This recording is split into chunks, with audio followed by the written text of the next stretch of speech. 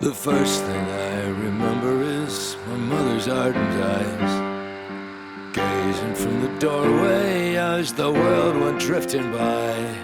The sky was the bluest blue, the earth it did resound. The day I took my first steps on the Connemara ground.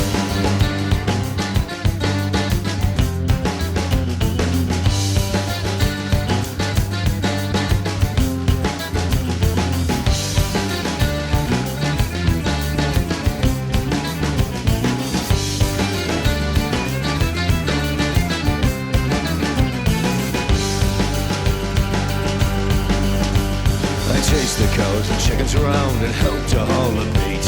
I'd hid among the flaggers when I needed some retreat.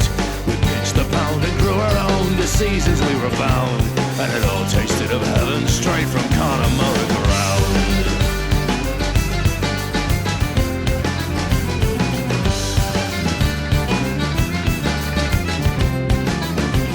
One day my cousin beckoned me to come across the sea. The other side is beautiful and plentiful and free. They'll pay you just to cut their grass and keep their gardens sound. Come and exercise your spirit from the Connemara